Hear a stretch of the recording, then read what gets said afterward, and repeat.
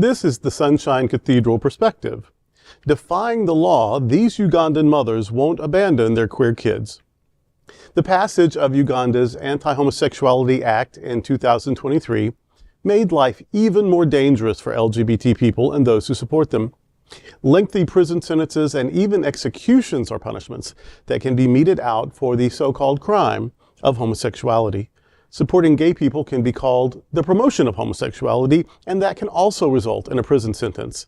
But a mother's love speaks louder than hate and fiercer than any law meant to erase her child. There is a small group of Ugandan mothers speaking out for their LGBTQIA+ children. In 2003, 8 moms signed an open letter to Uganda's president urging him not to sign the harsh anti-homosexual bill. They wrote, and I'm quoting them, "We are not promoters of any agenda. We are Ugandan mothers who have to overcome many of our own biases to fully understand, accept, and love our children," end quote. They called on President Museveni to protect all people from violence and discrimination. He signed the bill anyway. But the mothers have not withdrawn their support of their queer kids, even though by publicly supporting them, they risk their own liberty. Human Rights Watch interviewed the women in 2024, and here is what some of them had to say. Mama Joseph spoke about her non-binary child. When they came out to her, she was scared and bewildered, and her first impulse was to try to change them for their own safety. But soon she realized, quote, "There's nothing you can do except harm when you try to make a child conform. And as a mother, I know that no one is going to support them except me," end quote. Mama Denise is the mother of a trans daughter. She defied gender norms throughout childhood, but Mama Denise remembers her as a happy child. During the COVID-19 shelter-in-place days, her neighbors reported her daughter to the police. Her daughter was arrested and falsely accused of various crimes. Mama Denise confronted the neighbors about it. Now, since the passage of the 2023 anti-homosexuality law, her daughter is in hiding. She's afraid to come home, and Mama Denise misses her very much. She says, and I'm quoting, "The government is angry. They should use that energy to fight discrimination, not our kids," end quote. Mama Arthur's son was arrested in 2014 under Uganda's previous anti-homosexuality law. Since then, Arthur has been in hiding. Her husband has never accepted their child and blames Mama Arthur for giving birth to a quote-unquote cursed child. But Mama Arthur says, and I am quoting her, "I appreciate and accept my kid."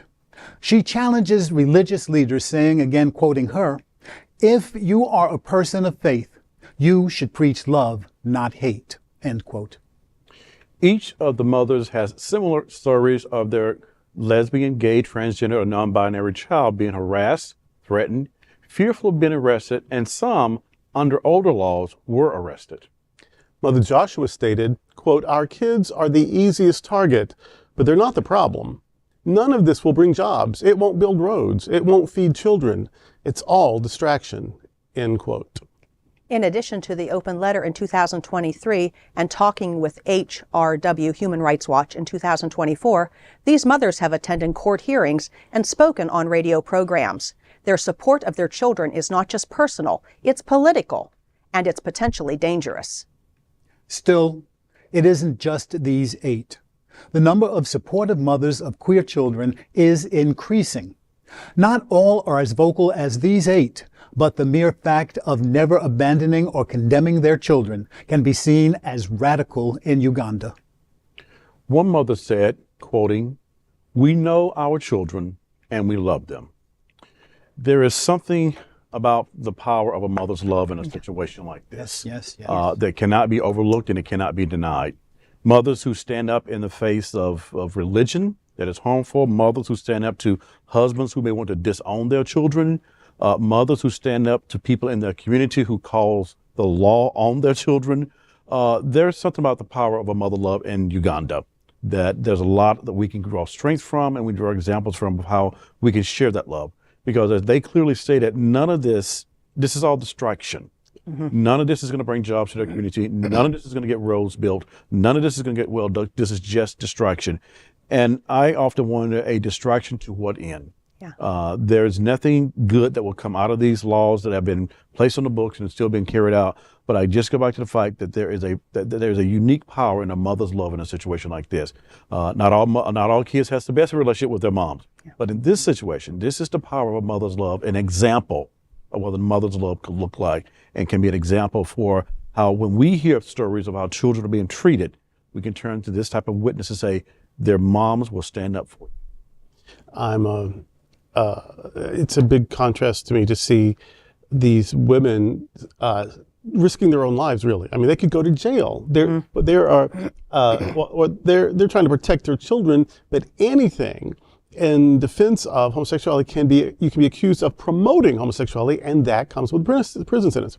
And if these women are in the media, they're giving interviews, they're speaking up, and contrast that with mothers that we've known that have abandoned their kids. Yeah. You can come home for the holidays, but you can't bring your spouse, or you can't come home for the holidays, or you can't come into this house ever again, or you have to go to this camp where they're going to torture you until you say you're straight, and then we can be a family again. All of that compared to this is what love looks like. This is my child. These mothers, when they were interviewed, their name isn't Mama. That's just, each one was called Mama and then their child's name. Right. And the name that the child goes by. So the one with the trans daughter, Denise, that's not the name Mama Denise gave her, but that's the name that Mama Denise now calls her and loves her and protects her.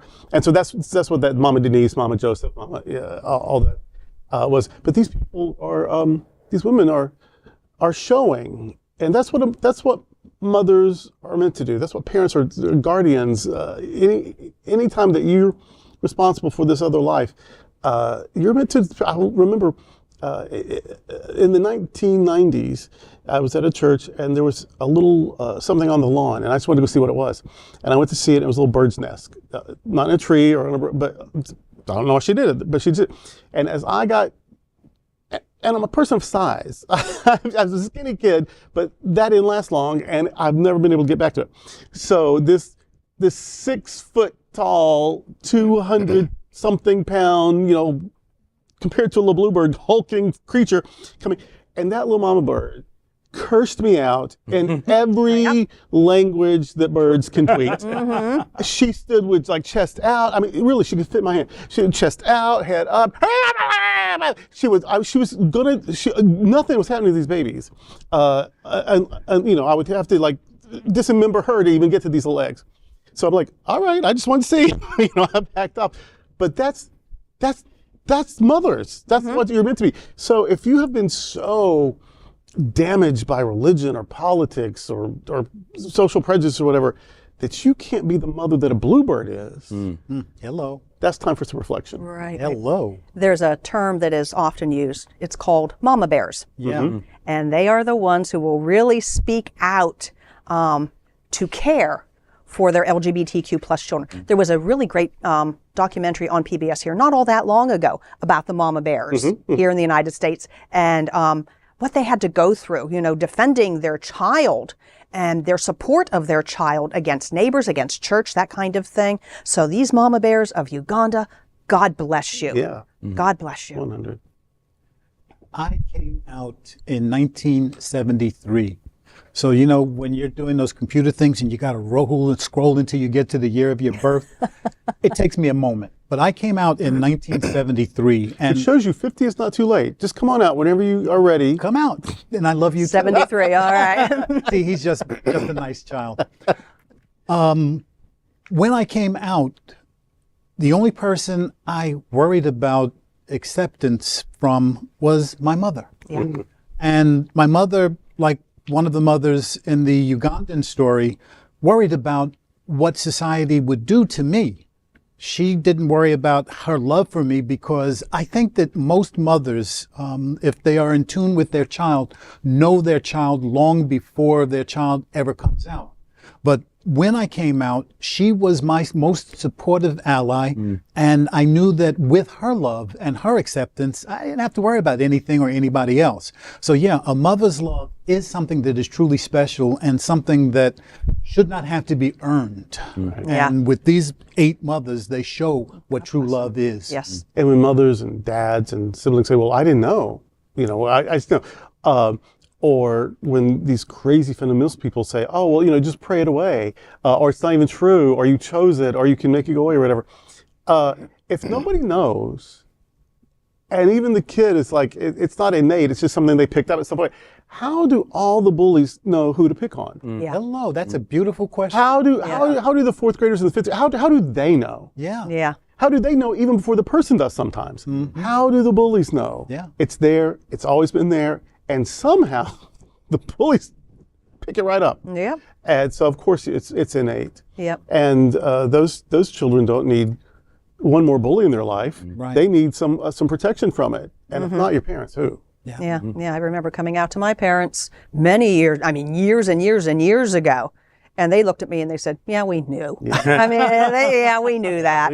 Not a surprise. We weren't sleeping through your childhood. Exactly. They knew. No doubt. My mother's husband said to him when he came, said to him, so when are you going to tell me?